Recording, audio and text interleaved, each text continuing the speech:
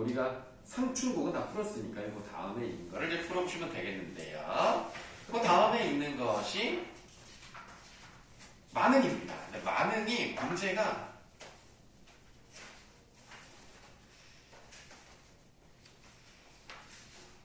나 만응 어디 갔어요 갑자기?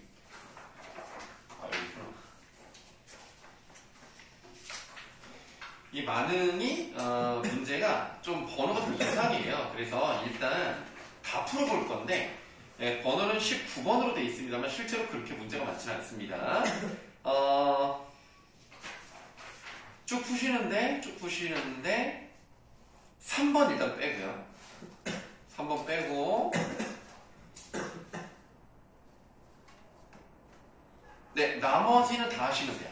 3번은 좀 귀찮으니까 하지 마시고 나머지 객관식과 주관식 다 한번 해보시면 되겠습니다.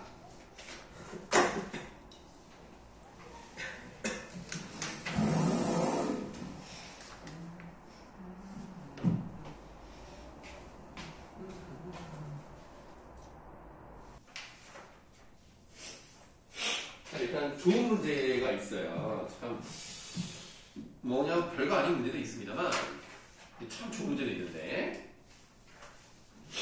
자 일단 1번에 답은 4번이죠.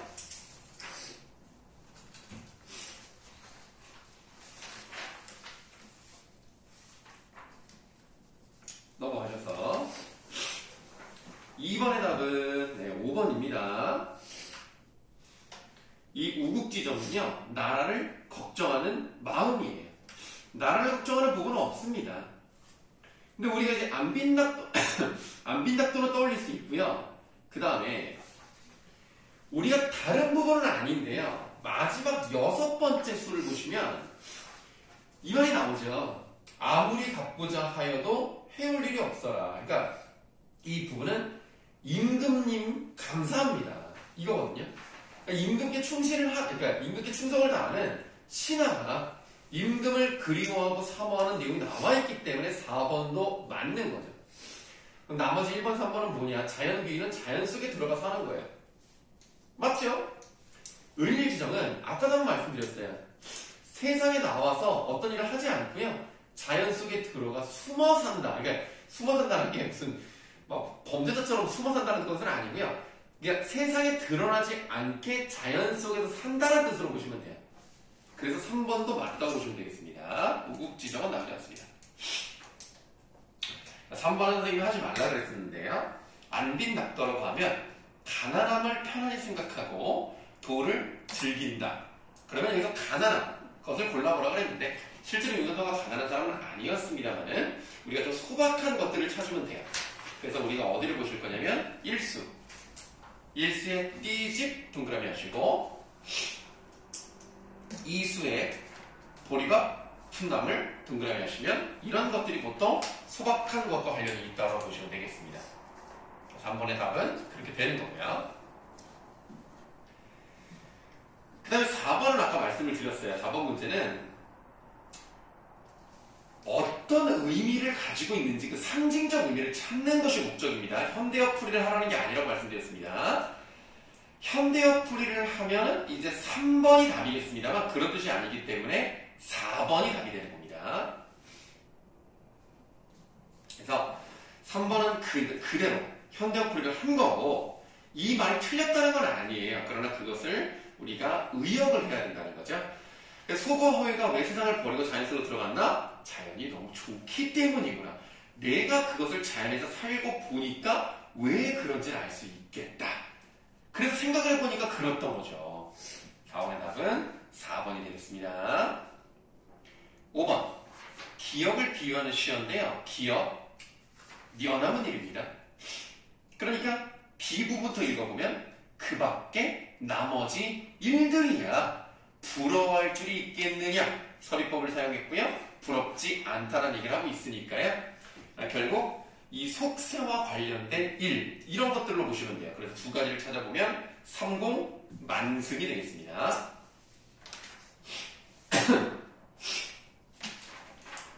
자, 그 다음에 6번인데요. 이건 4번이죠. 이거 뭐 설명 안 드려도 되고요. 근데 갑자기 번호가 뛰어버려요. 13번에 4번.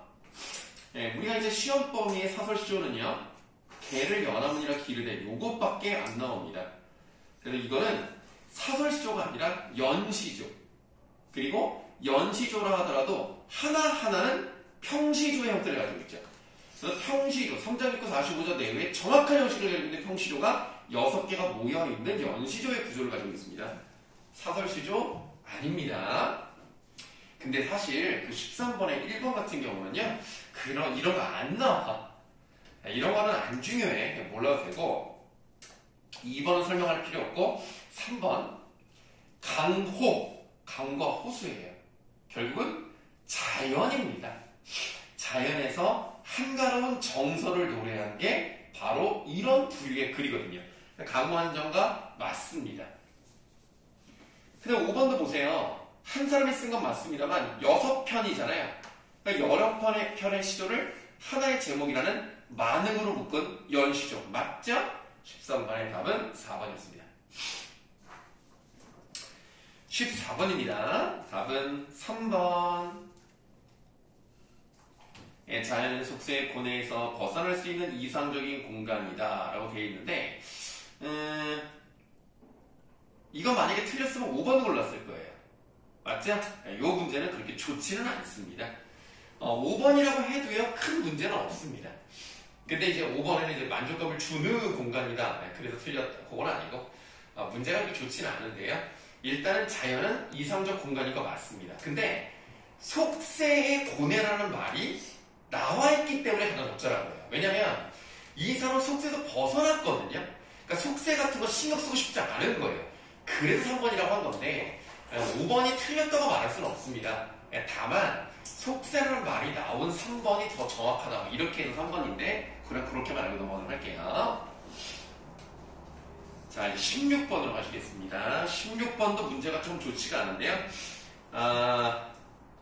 1번. 일단은 내가 좋지 않다고 밑밥을 깐 이유는 뭐냐면 아마 만약에 골랐으면 3번 골랐을 거예요. 네? 승민이는? 맞았어요. 그냥 1번 맞았어요? 이 세상사에 대해 긍정적이라고 했을 때 세상사면 속쓰러 걸렸는 일 아닌가? 그거에 대해서 부정적으로 보지 않느냐? 그렇게 생각해서 골랐다? 그러면 솔직히 맞다고 볼 수 있는데 이 문제는 낸 사람의 의도는 뭐냐면 이 세상사라는 것이 여기서는 이런 의미로 사용된 거예요. 그냥 지금 자기가 살아가고 있는 현실의 모습에 대해서 긍정적이다. 그래서 보기가 좀 좋지가 않습니다. 현재의 모습에 대해 긍정이다. 이게 더 정확한 표현이에요. 세상 사람은 오해할 수 있죠. 속세랑 관련된 일에 대해서는 부정적으로 보니까. 그래서 요거는 그냥 꼭 틀렸다고 하지 마시고 그냥 그런 의미다 라고 생각하시면 되겠습니다. 다만 이 사람이 어떤 일을 막 개척을 하거나 뭔가 어디 나가서 뭔가 일을 막 처리하거나 이런 사람은 아니기 때문에 1번이 답이다라고 보는 것 뿐입니다. 17번 문제는 진짜 좋아요. 일단 이 보기에 나오는 시 자체가 무슨 말을 하는지 좀 어려워요. 볼게요. 나무로 창을 내겠어. 밭이 한참 같이. 괭이로 파고. 이게 오타 같은데요. 한참 가리. 그래서 밭은 오랫동안 갈만한 그런 곳이고 괭이로 파고 호미로는 풀을 매지요. 농사일 하네요. 구름이 꼬인다 갈리 있소라는 서리법이 생겼기 때문에 구름이 꼬여도 가지 않겠다는 겁니다. 그러면 구름은 좋은 게 아닌 거죠. 아무리 나를 유혹하려고 해도 나는 거기에 신경 쓰지 않을 거야. 그러니까 이 구름은 뭐예요? 속세의 유혹 같은 겁니다. 그렇기 때문에 답이 4번이에요. 이 문제는 진짜 좋은 문제예요. 이거는 나와도 될 정도의 수준 있는 문제입니다. 그래서 속세일이 아무리 나를 유혹한다 하더라도 난 가지 않겠다. 새 노래는 공짜로 들을 거야. 강냉이는 이제 옥수수입니다. 옥수수가 익으면 함께 와서 먹어도 좋습니다. 왜 사냐고요? 이런 느낌으로 끝나는 거예요. 그러니까 이 사람은 현실에 고민이 없어. 자연 속에서 농사 지으며 즐겁게 사는 모습이 나타나 있기 때문에 이것도 많은 것 주제가 연결된다고 생각하시면 되겠습니다. 그래서 정말 좋은 문제. 나왔으면 좋겠어요, 오히려. 이 정도는 나와도 됩니다. 자, 그 다음에 이제 18번의 답은 3번.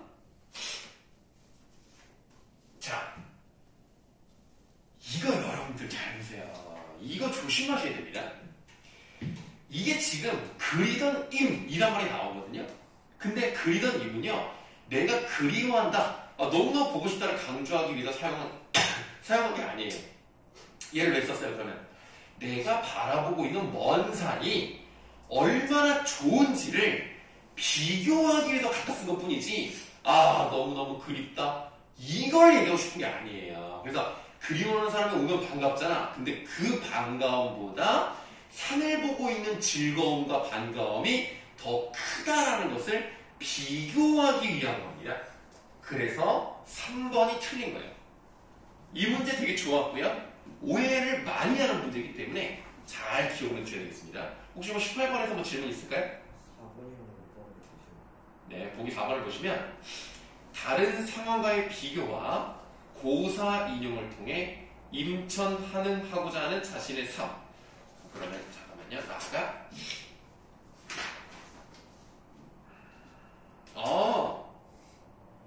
라를 보시면 일단 다른 상황이 뭐냐면 상공과 만승, 이런 다른 처지에 있는 사람들과 비교했죠. 그 다음 소부허유라는 옛날 중국에 있었던 일을 갖다 썼어요. 그게 고사를 이용했다고 하는 거예요. 그래서 임천하는 이라고 했는데, 사실 임천하는 건 뭐 라문단에 그대로 나와 있잖아요. 그러니까 임천하고자 하는 자신을 잘 부각시키고 있다. 4번은 맞습니다.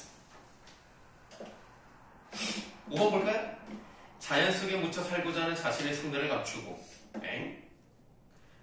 대신 하늘이 시킨 것으로 거꾸로 표현하고 있다. 응? 이게 무슨 말이야? 자, 말을 보세요. 내 성품이 게을러서요, 그걸 하늘이 아쉬웠어요. 여기 지금 아를 샤가 나왔으니까 이제 주체 높임이 생각했는데, 그 선생님이랑 했던 그거 있잖아요. 용비어천가 2장이랑 125장 했잖아요. 그거 시험범에서 빠졌더라고. 그걸 미리 알았으면 안 했을 텐데 너무 안타깝다. 우리가 막 주체 높임 열심히 했던 거 있잖아요. 그 용비어천가 그 세미 깊은 물은 뿌리 깊은 나무가 그거 있잖아요. 그거 안 나오더라고. 그거 대신에 다른 게 들어갔어. 어쨌든 간에 하늘이 아쉬워서 라는 주체 높임이 생각됐고요. 인간 만사를 한 가지 일도 아니 맡기신 겁니다. 구경하면 안 돼 있죠? 맞디야. 다만 다툴 것이 없는 강산을 지키라고 하셨대요. 솔직히 내가 강산을 들어가서 사는 거지 하늘이 시킨 건 아니란 말이에요. 그러니까 내가 하고 싶은 것을 하늘이 시킨 것처럼 거꾸로 표현한 겁니다. 그래서 5번 맞아요. 그렇다고 해서 이 사람이 내 마음을 들키지 말아야지라고 생각했던 뜻은 아닙니다. 그걸 거꾸로 표현했다라는 것 뿐이에요. 19번은 그냥 바로 답이 튀어나와야 돼요. 강조 많이 했었고요. 그러니까 사면의 마지막 행. 말삼도 우음도 아니어도 못내 묘하노라. 이게 답이 되겠습니다. 이게 바로 이제 무라일체가 잘 나타나는 부분이라고 보시면 돼요. 이거 좀 외우세요, 그냥.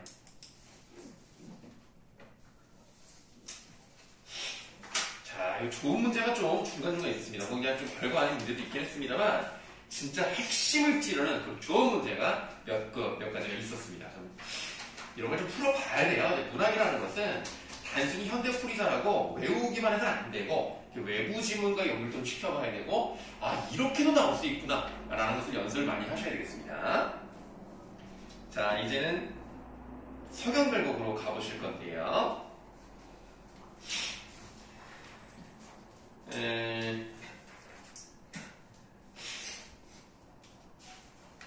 서경별곡에서 일단 2번을 하지 마시고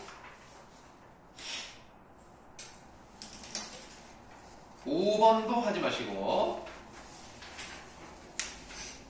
12번도 하지 마시고 이 세 문제 2번, 5번, 12번을 제외한 나머지를 한번 해보도록 하겠습니다.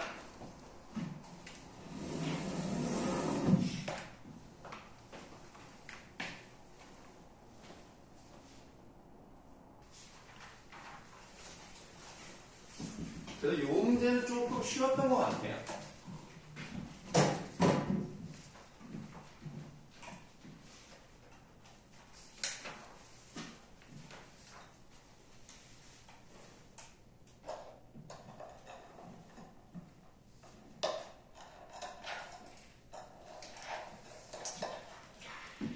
우리 서경별국은 고려 가요죠.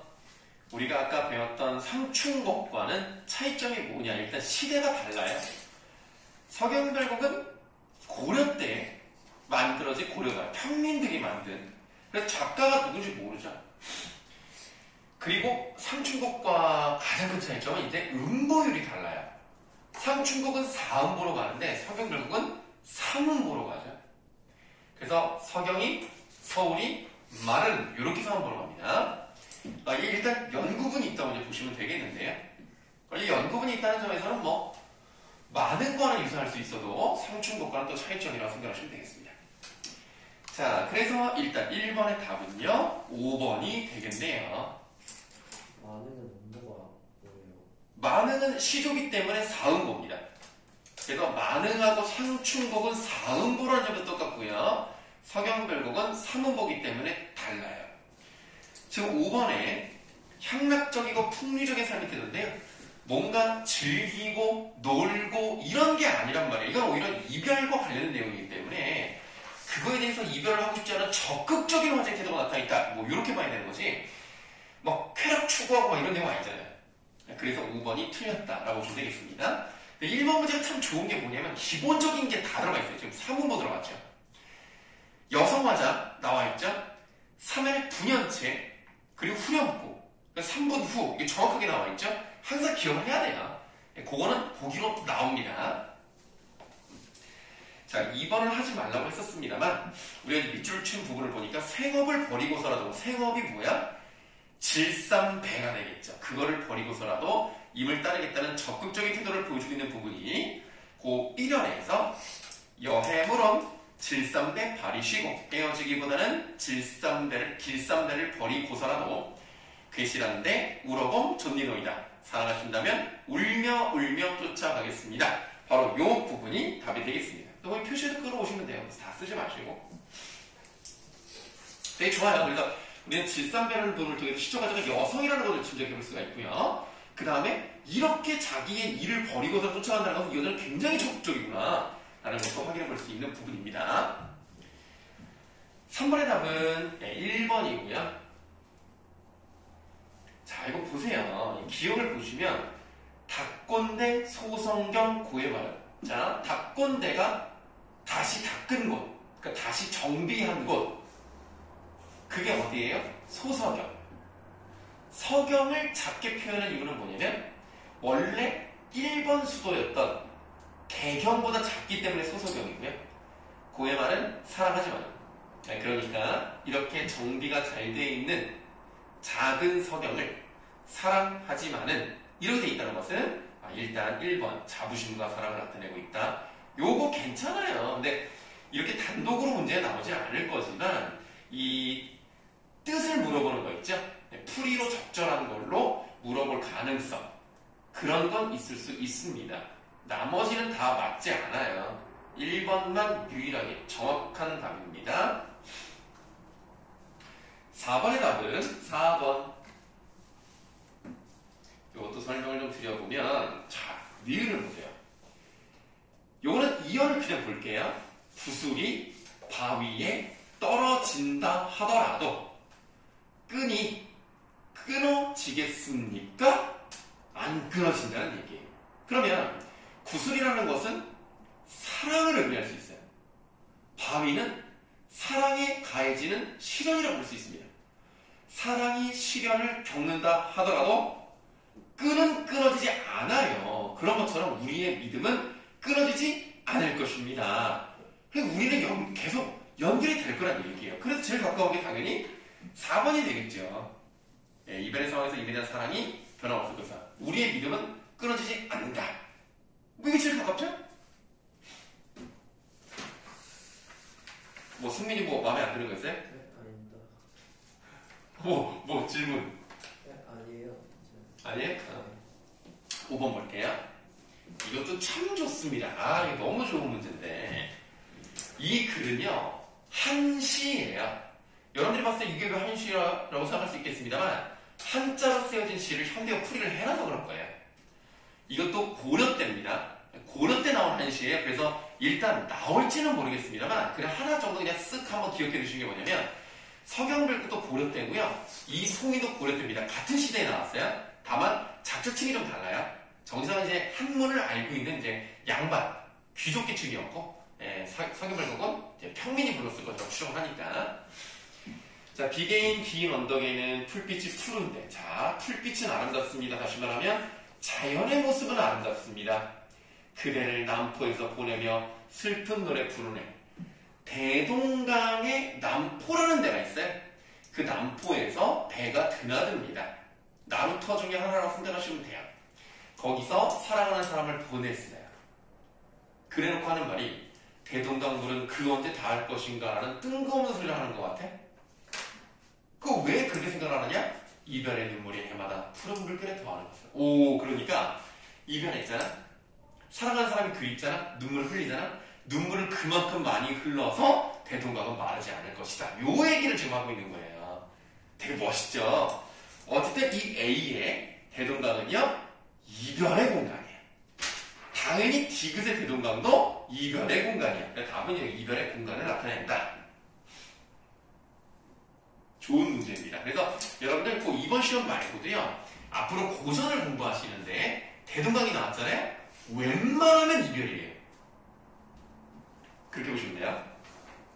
자, 6번입니다.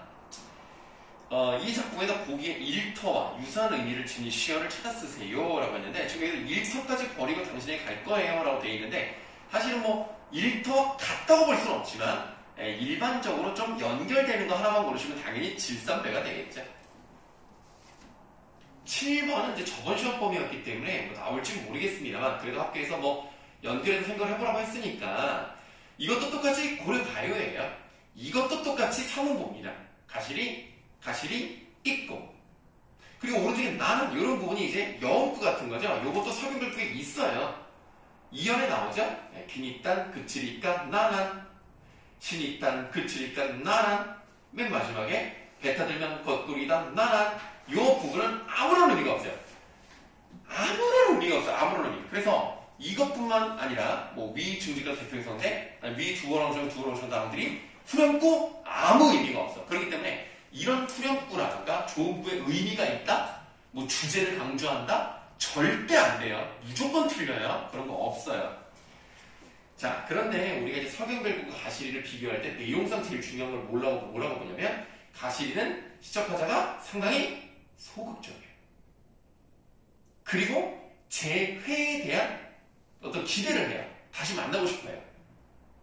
서경별국은 적극적이야. 막 그냥 쫓아가서라도 나는 그냥 어떻게든 따라갈 거야. 그리고 분명히 딴 년 만날 거야. 이런 생각을 해봐요. 질투하고 의심하고 막 불안해하는 그런 모습이 나타나는데 비해서 가시리는 그런 건 없어요. 그래서 서경별국의 시적하자가 상당히 적극적이다. 이게 큰 차이점이라고 생각하시면 되겠습니다. 7번의 답은요, 2번.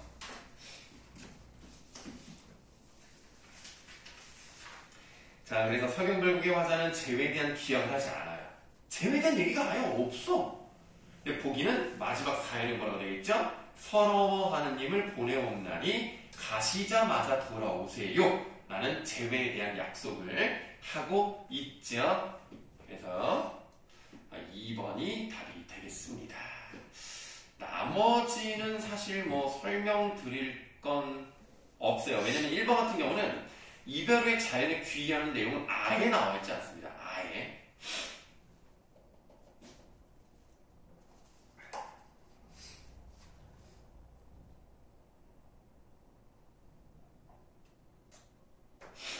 그 7번에 5번 같은 경우를 보시면요. 서경별국의 화자는 이별의 상을 극복할 방법을 모색한다. 그건 아니에요. 왜냐면 어떻게 하면 이별하지 않을까를 고민하는 게 아니라 내가 쫓아가야지라는 생각과, 그리고 엉뚱한 사고한테 뒤집어 씌우는 내용이 나오는 거죠. 어떻게 하면 이거를 막을 수 있을까라는 구체적인 해결 방안을 얘기하는 게 아닙니다. 그래서 5번은 좀 적절하지 않아요. 넘어갈게요.